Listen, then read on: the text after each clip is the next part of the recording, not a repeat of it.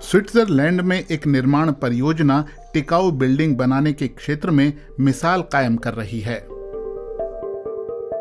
ये बहुत टिकाऊ है और इसलिए जाहिर सी बात है कि बढ़ते बच्चों के लिए भी अच्छा ही है।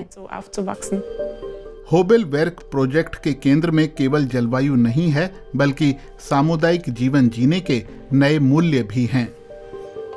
ज्यूरिख से विंटरथुर तक की यात्रा में ट्रेन से लगभग आधा घंटा लगता है।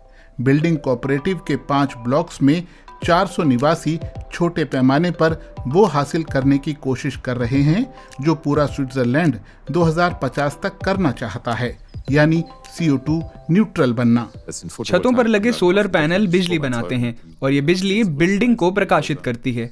हम रिसाइकिल किए गए निर्माण तत्वों का इस्तेमाल कर रहे हैं जो कार्बन फुटप्रिंट को बहुत कम कर देता है, और बाकी बची गर्मी को कम करने के लिए हम बड़ी हरी जगहों का उपयोग कर रहे हैं।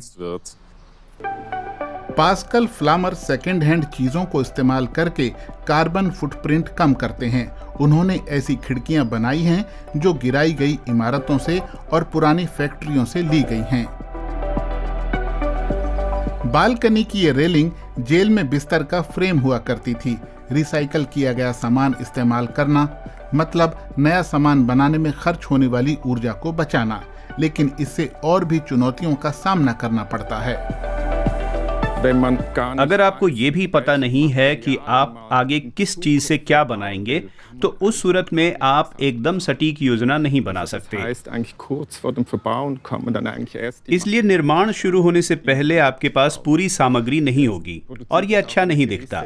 जैसे आप यहाँ देख सकते हैं कि कैसे अलग अलग चीजों से एक ये आगे का भाग बना है जो एक ऐसे पैचवर्क की तरह दिख रहा है जिसे हाथ से जोड़ा गया है।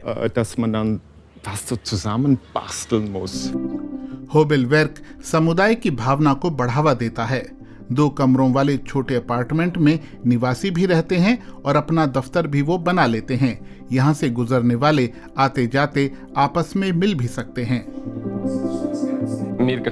मुझे पसंद है एक ही जगह पर काम करना और रहना। मुझे अच्छा लगता है कि मैं यहाँ एक समुदाय के तौर पर रहता हूँ जहाँ लोग जब चाहे आते जाते रहते हैं। बड़ी खुली जगहें और व्यक्तिगत रूप से इस्तेमाल करने लायक निजी स्पेस, ये सामुदायिक या पारिवारिक तौर पर रहने की व्यवस्था है।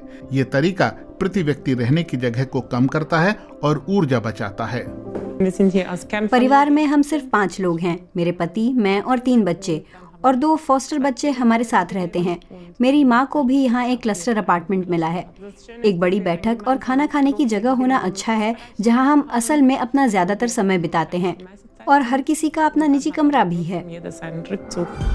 धरती का तापमान बढ़ रहा है तो हीटिंग के साथ साथ कूलिंग पर भी ध्यान देना होगा। होबेल वर्क ने ये हरा स्पंजी एरिया बनाया है जहाँ बारिश का पानी जमा हो सकता है। पानी धीरे धीरे भाप बनकर उड़ता है और पूरे परिसर को ठंडा रखता है। हम तो इसे शुरुआत से ही जंगल कहते थे। सोचा ये था कि इसे जंगल की तरह बनाया जाए जहाँ हरे भरे घने ऊंचे पेड़ हों और कई तरह के पौधे जो कंडेंसेशन और इवापोरेशन को बढ़ावा दे, ताकि गर्मियों में तापमान कम करने में मदद मिल सके। भविष्य में CO2 न्यूट्रल लिविंग को संभव बनाने के लिए यहाँ कई और कोशिशों पर काम हो रहा है, और मिलजुल कर रहने से लोगों को यहाँ अच्छे और सस्ते मकान से कहीं ज्यादा मिल रहा है।